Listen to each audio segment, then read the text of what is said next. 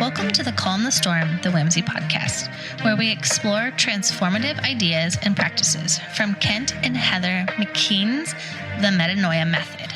In each episode, we'll dive into key concepts from the book, discussing how we can apply these insights to our daily lives and foster deeper connections with ourselves and others. As we go through today's discussion, we invite you to think about how these concepts apply to your own life. Let's dive into our discussion. All right, so we have been talking the last couple episodes about how to create the mind change. And so what actual practical steps can we take?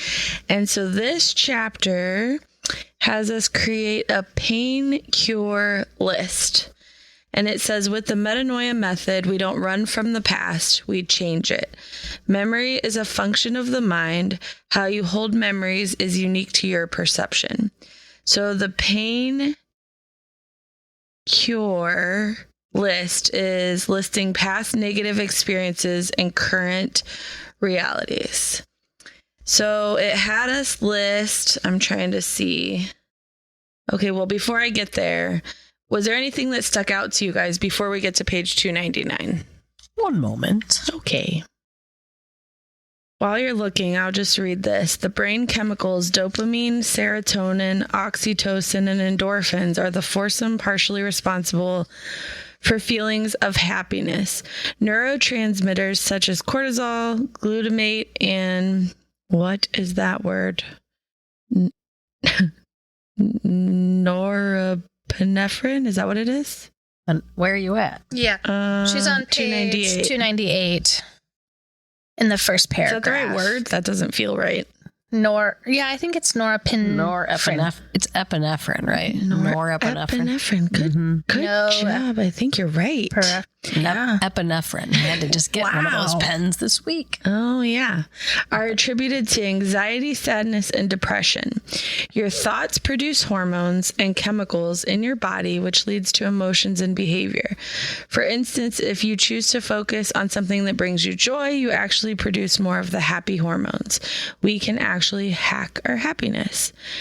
Think about something bad and then shift to thinking of something good. If the good feelings are powerful enough, they can deconstruct the bad feeling. This is merely hacking our biochemistry.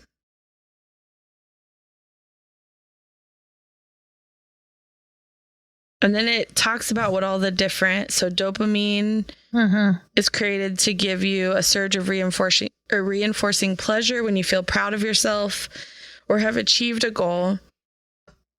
Serotonin flows when you feel significant, valued, or grateful.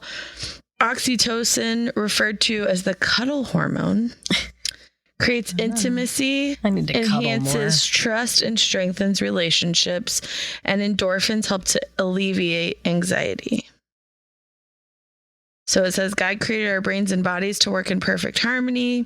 These powerful neurotransmitters are naturally produced by our bodies when we feel safe, happy, and content. God has given us incredible tools to help us live our best lives. The more you free your mind from the past, the more you create space for all the happy chemicals to flood your mind and body. So before we talk about making the list, is there anything else you guys want to share? I just want to free all my mind from all these things. Yeah. But you should have plenty of the oxytocin because you cuddle your dog all the time. And I have a lot of endorphins because I'm exercising a lot right now. And I put in here, it talks about the reward system. So the exercise results in the surge of endorphins. And then laughter is one of those things, but exercises. And so I experience what they call the runner's high. Okay. So when you're done running, and so specifically a longer run, and you're done, you have all of this energy that was exploding out of you. And it's oh, I could run 5 more miles. You can't, but that mindset, it's oh yeah, I just did this. Yeah. And so it's this weird, like reward system that your body naturally produces, like when you experience that. And it's the weirdest feeling ever. So I had a runner's high at Cedar Point one time. Yes. I went on a ride that was new. I think it might have been the Magnum or something. Okay. And like every time I'd go there, I see the demon drop and I'm like, heck no, I'm never going on that thing. As soon as I got off that ride, I walked right up to that demon drop and I did it because I was like, I can do anything right now. Yes. Yep. And how did you feel about the demon drop? It was fine. All right. It was fine, right? It wasn't bad. It's like that rush that hits you and you're like, I can do this. I can do the next thing. I love it. All right. So did you all make a list? I did. Yes. And the way that it guides us to make the list is to list any pre-birth or ancestral trauma, list any birth stories, chronologically list all other past negative experiences. So it gives us all kinds of like breakdowns of how we can do it. And it says to go by age. So like start from 0 to 5, 5 to 10. It was intense for me to make that list. I wrote over here, why think and process negative thoughts and experiences? Why are we doing this to ourselves? Like that was like my thought process. It was actually really hard for me to like write these things down. Yeah. And then when I started it, I was like, oh, wow. Like, I don't think that I would have ever thought of these things as being negative experiences. Yeah. But they are. Mm-hmm. Like when you start looking at like the 0 or like pre-birth. So I forgot about the pre-birth thing, but then I just realized like my mom had cancer and was told no more babies. So then she had my brother and I. So Well, and I guess I need to add that. Like the pre-birth thing would be, there's a couple of them that I wrote down. So my grandma lost a baby and didn't talk about it at all. Like never, told my mom and her sisters a little bit about it, but it was like this hush hush thing. And so like, we've all been like, where's this baby buried? Like, where is she at? And like, we just didn't know. My mom and sisters have no idea, like all those things. And so, but like, that triggered in my mom when she was pregnant, like, oh, what happened that caused that? Is it something that I need to worry about? And then for me, the same thing of like, oh, do I need to worry about whatever happened to my aunt that didn't survive? And then my mom's dad passed away when she was 3 months pregnant with me. And so there's like so much in all of that, like unexpectedly had a heart attack and passed.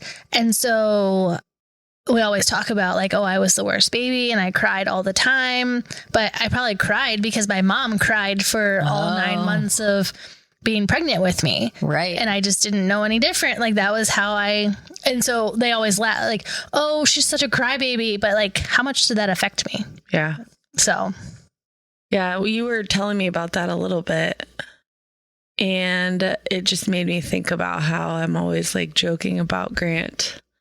Like, oh, I didn't want any more. And like, it's like, for me, it's like there's humor in it because I wouldn't change it for anything. But the more that I like read this and think about that kind of stuff, like I could be making a joke out of that. But if he hears that growing up, it may like affect him like, oh, well, I'm not supposed to be here. Or you didn't even want me, which none of that is true. Right. But you don't think through that stuff when you're like, oh, yeah, whoops.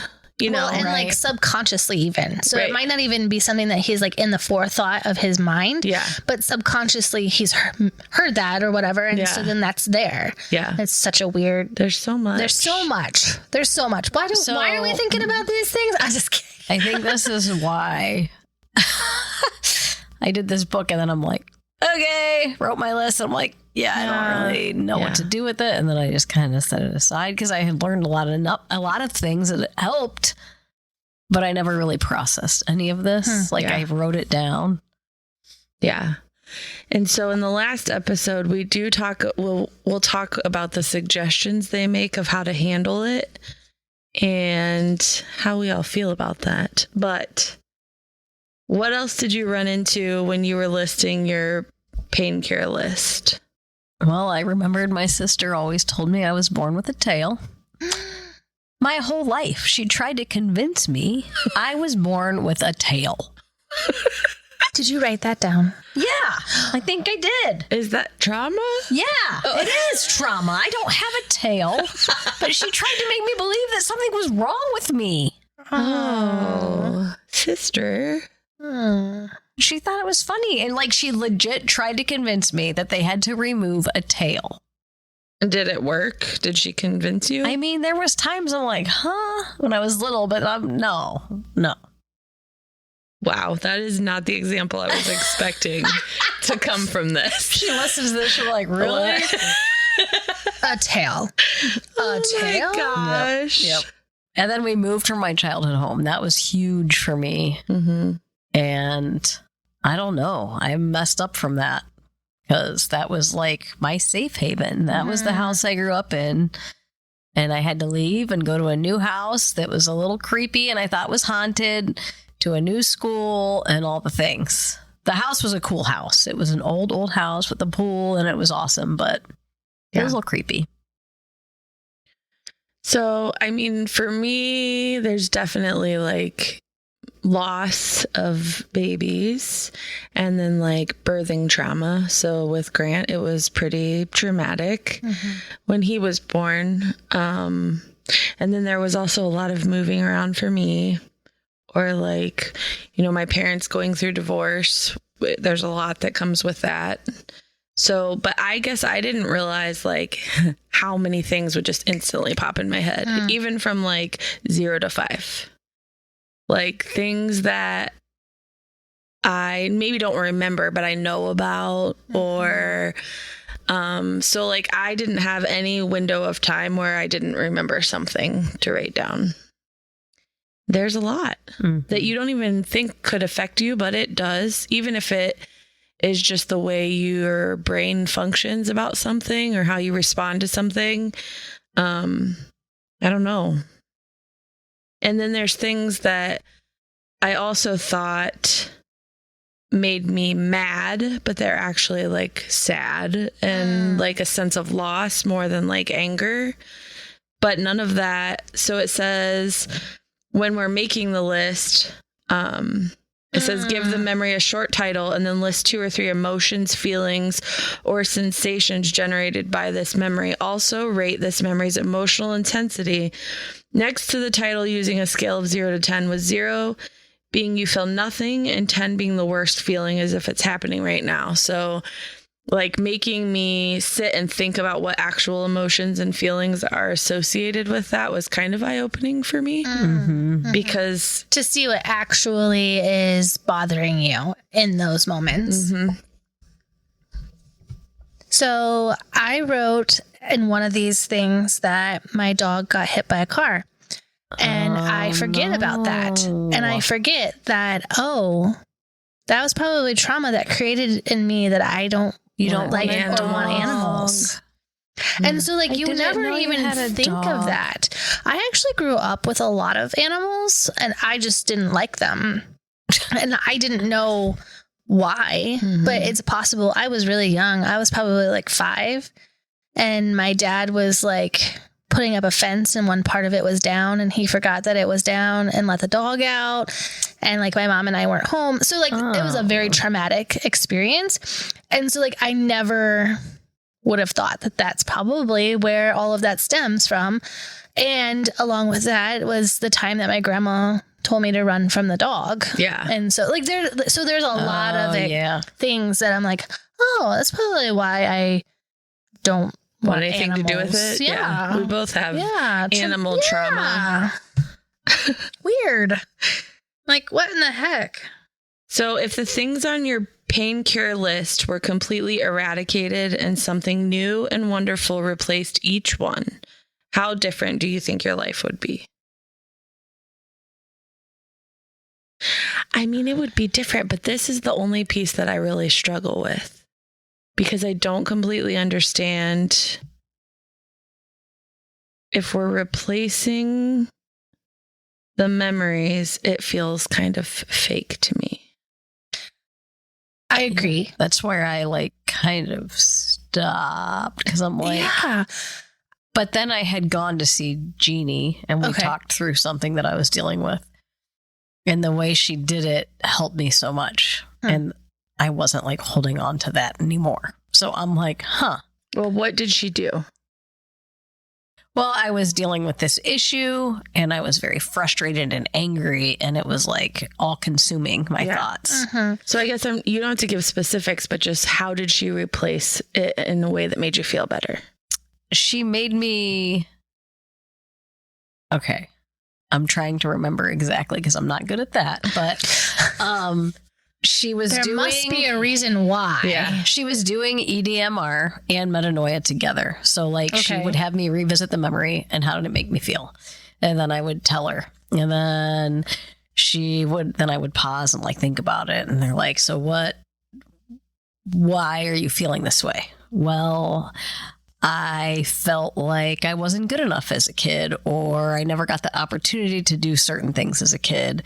And it was a lot, I think, about me. I still feel like sometimes that the situation was weird, but I also realized that I probably made it more than it should have been. Yeah. Like, for sure. Yeah. My mind, I stewed on it. It got bigger than it was. And So it holds more value yeah. than it should have. So Okay.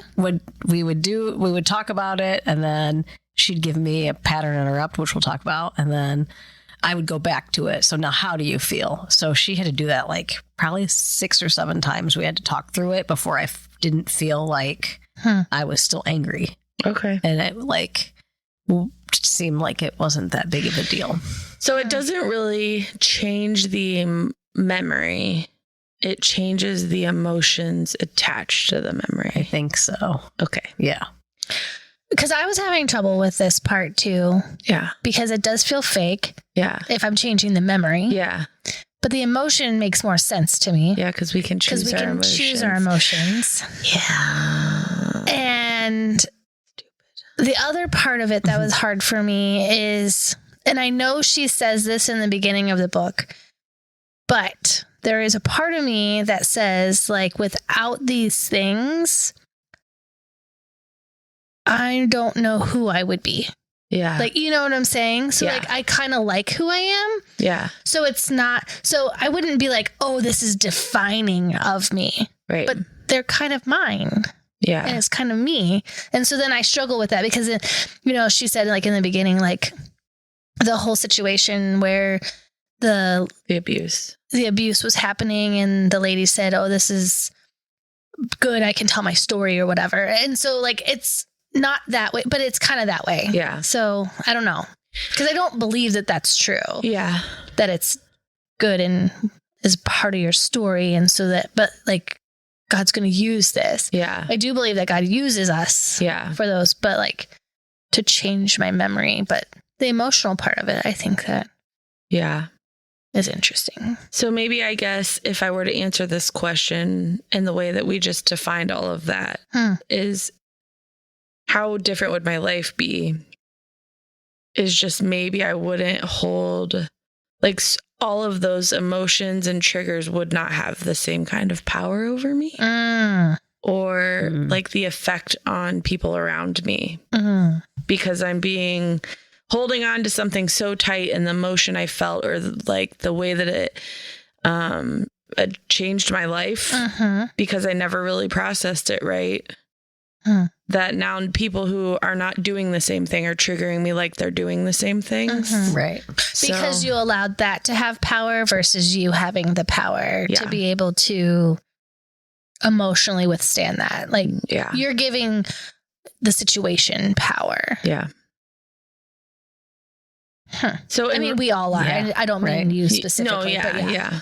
So in writing out our list, what patterns of emotions and beliefs surprised us about ourselves, which you talked a little bit about the animal thing. I talked about how like all my emotions aren't actually what I think they are about certain situations. Like I'm not mad, I'm sad or I'm hurt or whatever. So was there anything else surprising when you guys were writing the lists? And I was surprised just by how much was there. Like there was a lot that I was able to write down. Right. Yeah, I think that the other thing that I recognized was sometimes how I'm down on myself comes from all of the things that I actually wasn't really good at. So I wasn't good at school. I didn't get good grades. I had dyslexia. So like all of those things, I don't realize that sometimes I'm like, oh, you're stupid. Like, what are you? So like those things that are going through my head are actually from something that I actually was not smart at. Which is why you didn't like playing games when I first met you. She's never wanted to play games. I will not. I don't like playing games. But I you love will. playing certain games. Okay. But I get I super duper get That's nervous. like an insecurity for It's you. a huge insecurity for me. I can see that. So I mean, I'm that way sometimes. because like I but can not- read something and I read it backwards or wrong and I'm like, oh my gosh, now I'm in front of everybody and I'm 43 years old and I should be able to read this, but I'm dyslexic and I said Right. that wrong. But I wonder if But, you like- dealt with those memories Mhm. the way that this is like challenging us to, if you could change the emotion to be something where you'd like laugh at yourself, or it would just be something Oh, yeah. silly and fun and funny. Yeah. As long as other people don't say something to trigger that. Yeah, but if But I could there's change no, that but if emotion, there's right? no 'Cause I have triggers power anymore, there, right? That's what I'm saying. right. So I will say this: I'm annoyed because these last chapters, I was like, "Daggone it! I Yeah. can choose my emotions in the way that I feel." Yeah. Alone came up a lot. Like when you had to list like the things. oh. Alone? Lonely or alone. Okay. Okay. Or not good enough. Yeah. That's like repeating. It's just so interesting to me, the things that do come up for us. Not being smart enough is one for me, too. Really? Mm-hmm. What do you think that comes from for you? Because, like, for me, I had teachers who were like, what is she ever going to become? Yeah. And my mom's like, oh, whatever God wants her to be. Like, so she was really good about it, but I heard those things. Yeah. So it's like all those things going into my head. So, like, what do you think because you weren't good at school, right? I mean, decent, but I really just didn't care that much. Yeah. I actually Same. don't know We're so much smarter where it now. comes from. I think for me, I know where like not feeling good enough comes from. Sure. I know where not feeling like valuable comes from. I don't know where the smart thing comes I from. kind of feel that too. And I just wonder, sometimes it makes me wonder if that was the generation of teachers we had. Like they Did. wanted you to make you feel stupid. And I don't think they cared about us at all. Like, I mean, I had some good teachers, but I never really felt like I was a smart kid. No, we weren't I was never the smart kid. Conspiracy. I was the Schools. kid Let's that make was. everybody feel stupid. It's true. So I mean, like, it's crazy. Everything is a It conspiracy. is it really is. I mean, are we even here? Is this a bubble? This is a bubble that we're living in. We're in an alternate universe right now. But I actually listened to. So I have a favorite podcast. The Calm, the Storm, the Whimsy. Outside of the Calm, the Storm, and Whimsy, which, by the way, you need to listen to us more often. But it's called Let's Talk Soon. And it is a brother sister. I've talked about them before on here. And so she's a teacher. And she was talking about how teachers back before, so her brother also struggled with school, and we were in school together at the we went to the same high school and things like that, but like struggled in school in elementary, and it just didn't fit his personality, and he's a boy, so like I feel like boys don't ever fit into the classroom the way that teachers want them to, because they boys. are And boys. They want to explore and be And adventurous. they want to be loud and run and Yes. just do. But she was saying how her classroom is different from that, and how she feels like classrooms are starting to become different and are meeting the needs of all students across the board, whatever your learning style is, because that's how you learn. And she was just saying like how important that is, that if you can verbalize to me the answers of a test, or if you can, whatever makes you tick is how we're going to get this the grade or, you know, and that's so important. And I see that with my daughter. So like I work through that, and I hope that I want her to not feel dumb or, you know, stupid or hear us say things, because I try really hard to like encourage her and be like, yes, the D, I love it. Yeah. Because that's what you got. And that's what you put your effort in for. Right. Yeah. And I'm like, hey, we're going to celebrate that. Like, let's do it. That's awesome. But I also sent you guys that same podcast. Mm-hmm. It was like their second episode, I think. And in that, it talks about, and this is why I sent it to you, it talks about changing your emotions. Okay. And I was like, what? I'm like, okay, they need to hear this because it's different, coming from a different book. Yeah. Same exact, like being able to mind shift and change those emotions that you're feeling. Yeah. Wonder what book it was. Well, He listen. says it in, Listen to the podcast you sent I us. can't remember. I listened right away. Yeah, right. No, you didn't. No, I didn't. Jeez. But I have listened to them multiple times, and I will listen again. Oh. But today was a crazy day. Yeah. Anyway, as you wrote out your list, was there anything you thought would have bothered you more that is already beginning to shift because of the work that you've already done by reading this book? I don't know if it bothered me less because I didn't take enough time to like really sit with each thing. I mean, I let like the initial thing come through, but I definitely feel like I have grown a lot just from reading this book. Mm-hmm. So, I mean, I can would see agree, a difference in myself for sure. I would agree. I think that as I was going through the book, there are things that I'm currently working on that I didn't put on my list because I don't know if they belong on that list. Like, I don't know. Yeah. But things that I'm currently working through that I feel like I have a little bit of control of right now. That I'm like, okay, I see that I can stop thinking about this 24/7, like, and dealing with it, and it being something that like I'm putting things in place, like don't do this, like, and physically telling myself like don't think about this. So like, yeah, but I didn't put on my list. I probably should have because it's obviously something that needs to be on my list. right, But yeah, currently working through. All right. Well, this is one of the first tools or one of the first steps to the tools that they give us. I guess I'll just also say, if you're interested in doing these things, probably get the book. But also, it does have a caution not to deal with highly traumatic events on your own. If an emotional charge is too high, you might need the help of a skilled practitioner to facilitate your work on these items. Always ensure that you are in a safe, supportive environment when addressing past trauma. Do not use these methods as a replacement for skilled medical advice. Thank you for listening to a production from Family Simple Media and the CSW Podcast. Follow, like, and subscribe at CSW Podcast on Apple Podcast, Spotify, Facebook, Instagram, TikTok, and YouTube.